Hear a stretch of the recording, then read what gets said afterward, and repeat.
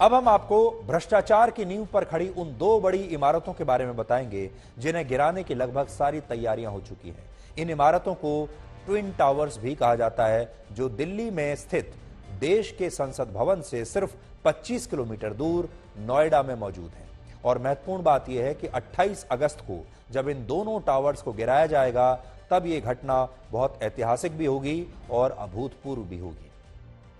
ऐतिहासिक इसलिए होगी क्योंकि हमारे देश में आज तक इतनी विशाल और ऊंची इमारतों को कभी भी अदालत के आदेश पर इस तरह ध्वस्त नहीं किया गया। और अभूतपूर्व इसलिए होगी क्योंकि ये दोनों टावर्स भ्रष्टाचार की वजह से गिराए जा रहे हैं। ये भ्रष्टाचार क्या है, इसकी कहानी भी आपके लिए आज सुनना बड़ा दिलचस्प होगा।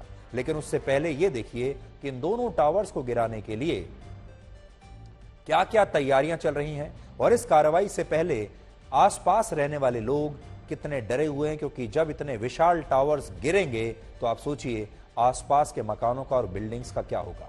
असल में इन दोनों टावर्स की ऊंचाई बहुत ज्यादा है। इनमें एक टावर 32.5 मंजिल का है और इसकी ऊंचाई लगभग 103 मीटर है।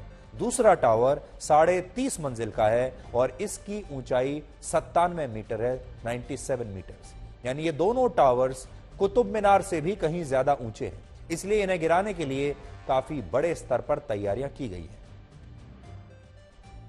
इन दोनों टावर्स के कॉलम में कुल 9,640 छेद किए गए हैं, जिनमें से 3,500 किलोग्राम बारूद लगाया गया है।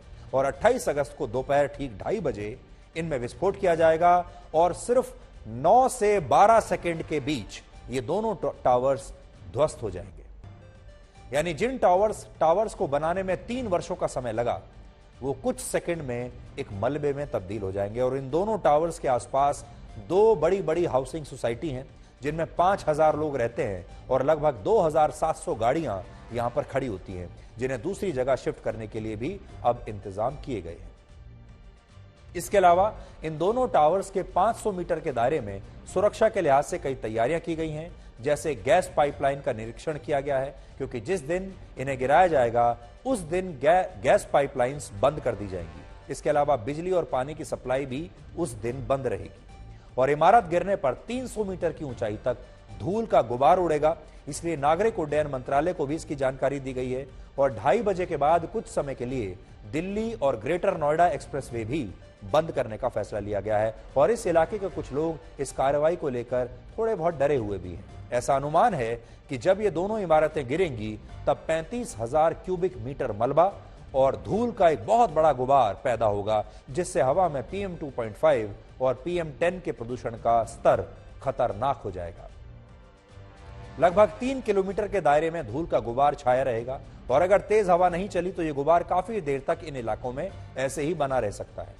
इसके अलावा इन दोनों इमारतों के गिरने से जितना मलबा पैदा होगा उसे हटाने में 3 महीने का समय लगेगा और इस दौरान इस पूरे इलाके में वायु प्रदूषण भी बहुत बढ़ जाएगा। वर्ष 2020 में जब केरल के कोच्चि में अवैध तरीके से बनाई गई रिहायशी इमारतों को इसी तरह गिराया गया था, तो वहां पर भी वायु प्रदूषण खतरनाक रूप से बढ़ गया था और वैसी ही स्थिति अब यहां पैदा हो सकती है। हालांकि प्रशासन और इस इमारत को गिराने के काम में जुटी कंपनी का कहना है कि उसकी तरफ से ऐसी तैयारियां की गई हैं जिससे कम से कम प्रदूषण फैले और लोगों को ज्यादा तकलीफ ना हो। आप पहले इस पर हमारी ये विशेष रिपोर्ट देखिए और फिर आपको बताएंगे कि आखिर ये दोनों टावर्स किस तरह के भ्रष्टाचार की वजह से गिराए जा रहे हैं।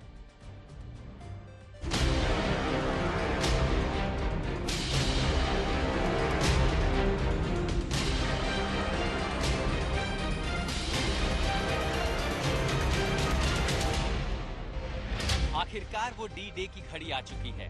28 अगस्त दोपहर 2:30 बजे ठीक मेरे पीछे सुप्रीम कोर्ट के आदेशों के बाद जिसे भ्रष्टाचार की इमारत कहा गया, वो एमरल्ड कोर्ट का ट्विन टावर जमींदोज कर दिया जाएगा। एक के बाद एक कई धमाके होंगे। आधे मिलीसेकंड से भी कम के अंतराल पर होने वाले ये धमाके जब सुनाई देंगे तो लगेगा एक बड़ा धमाका हुआ है और उसी के बाद कुछ ही सेकंड में ये पूरी जो इमारत है वो जमींदोज हो जाएगी।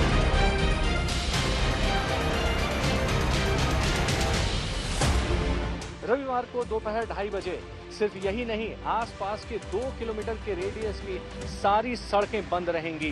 ट्विन टावर का ध्वस्तीकरण होने वाला है और इसके साथ मौजूद Noida greater Noida expressway, Noida greater Noida metro और आसपास की जितनी सड़कें हैं सारी आधे घंटे के लिए बंद हो जाएंगी। सब कुछ जहां है वहीं रुक जाएगा, किसी को भी इस सड़क पर आने की अनुमति नहीं होगी।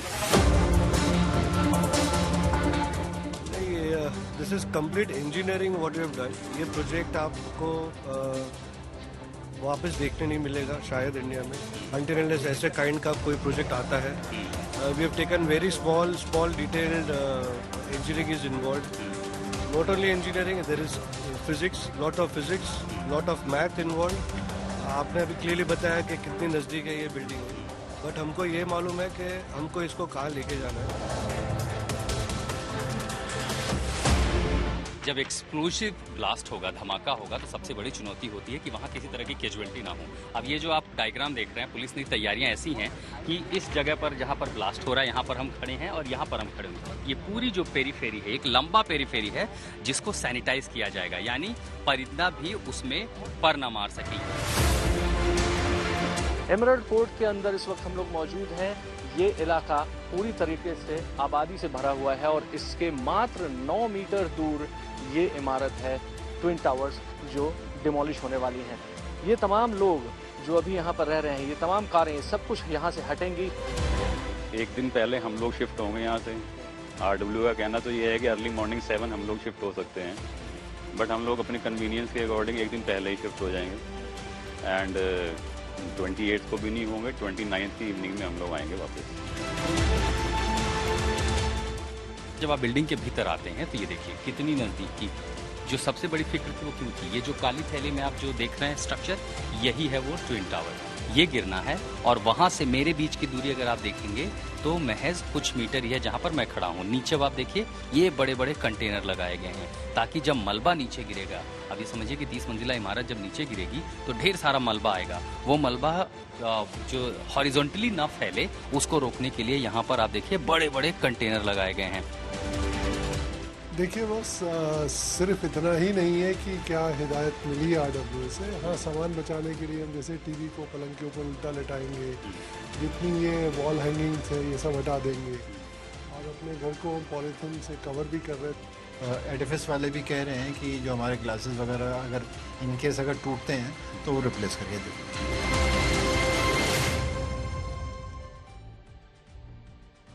अब बड़ा सवाल यह है कि जिन इमारतों को बनाने में 3 वर्ष का समय लगा, सैकड़ों हजारों मजदूरों ने काम किया और जिन 2 टावर्स पर 70 करोड़ रुपए का खर्चा आया, आखिर इन दोनों टावर्स को सुप्रीम कोर्ट ने इस तरह गिराने का आदेश क्यों दिया?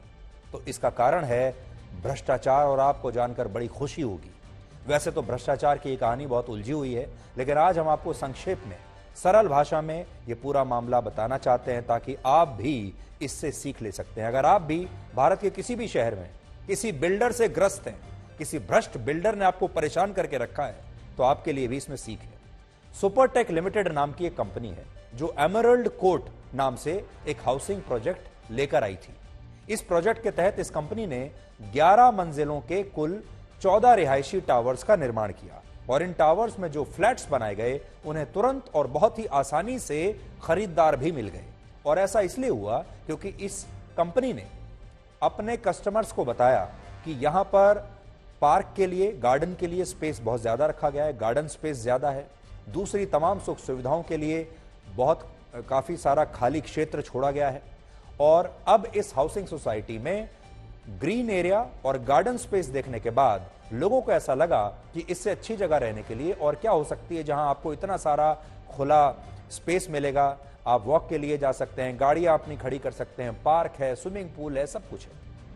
इसलिए लोगों ने यहां पर फ्लैट्स जल्दी जल्दी तुरंत खरीद लिए, अपने जीवन की पूरी कमाई यहां पर लगा दी कि यहीं रहेंगे, यहां घर अच्छा रहेगा हमारा।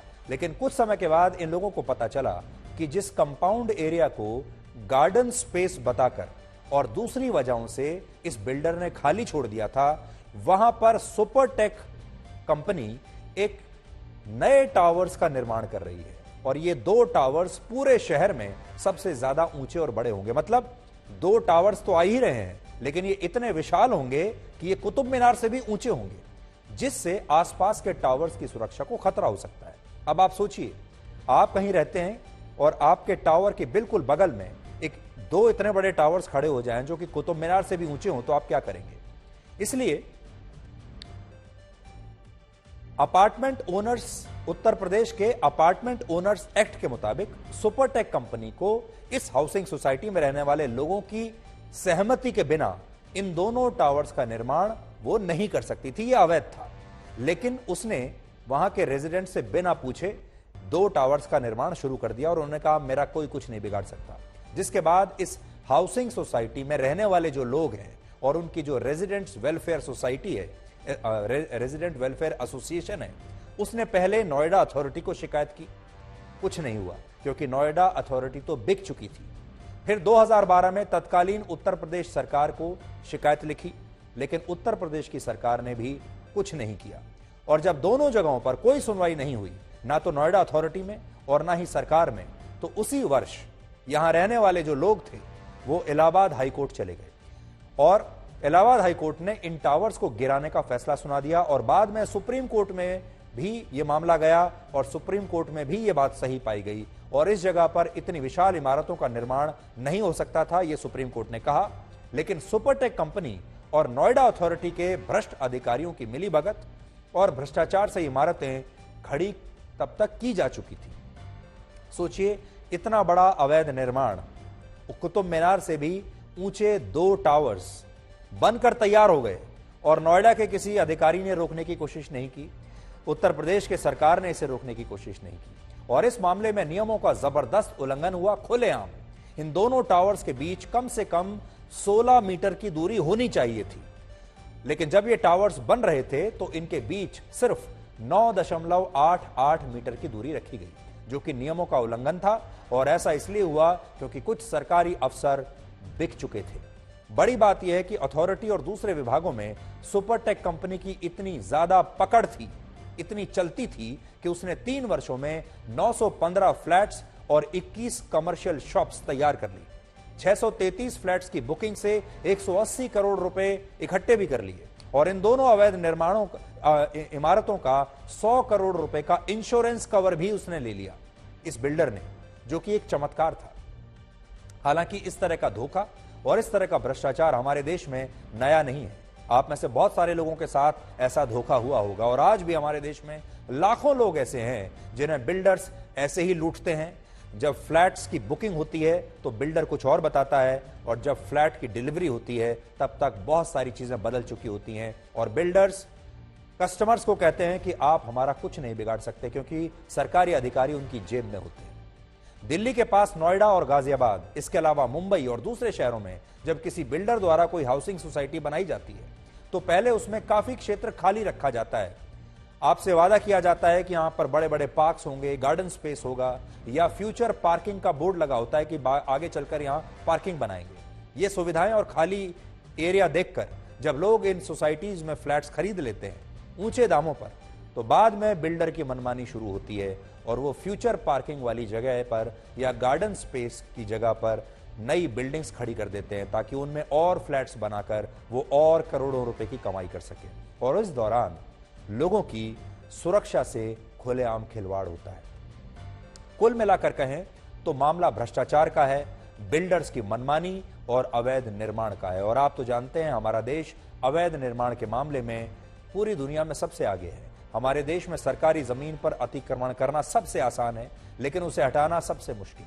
और भारत शायद दुनिया का इकलौता ऐसा देश होगा जहां सरकारी जमीन पर अवैध निर्माण करने वाले लोगों को भी अदालत से राहत मिल जाती है, जिस तरह दिल्ली के जहांगीरपुरी के मामले में कुछ खास लोगों को, आपको याद होगा, राहत मिल गई थी। इसलिए हमारे देश के जो लोग बिल्डर्स की मनमानी के खिलाफ आवाज नहीं उठा पाते, वो इन लोगों से, इस सोसाइटी के लोगों से प्रेरणा आज ले सकते हैं जो भ्रष्टाचार करके बनाए गए इन टावर्स को घुटने पर ले आए और इतनी बड़ी कंपनी के खिलाफ उन्होंने ये अदालत में केस जीत लिया। सुप्रीम कोर्ट ने सुपरटेक के खिलाफ केस लड़ने वाले इन लोगों को 2 करोड़ रुपए मुआवजे के तौर पर देने के लिए कहा है और ट्विन टावर्स गिराने का जो खर्च होगा वो भी ये बिल्डर यानी सुपरटेक कंपनी उठाएगी। भ्रष्टाचार के सिर को प्रशासन के तन से जुदा करने की कोशिश अब आप सबको जरूर करनी चाहिए। दुनिया में पहले भी बड़ी बड़ी इमारतों को अलग अलग कारणों से इससे पहले ध्वस्त किया जाता रहा है और इसमें बड़ी बात यह है कि इस तरह की कार्रवाई के दौरान आसपास की इमारतों और दूसरे इंफ्रास्ट्रक्चर को कोई नुकसान नहीं पहुंचता, क्योंकि इसके लिए खास तरह की टेक्नोलॉजी इस्तेमाल होती है। उस जगह का सर्वे किया जाता है। इन इमारतों को गिराने में विस्फोटक का भी बड़ी समझदारी से इस्तेमाल होता है। कुछ तस्वीरें आप देखिए जिससे आपको अंदाजा होगा कि जब इन बड़ी इमारतों को कैसे सुरक्षित तरीके से गिराना मुमकिन होता है। इन तस्वीरों में एक खास तस्वीर चीन की है, जहां एक साथ 15 बिल्डिंग्स कुछ ही सेकंड्स में गिरा दी गई थी।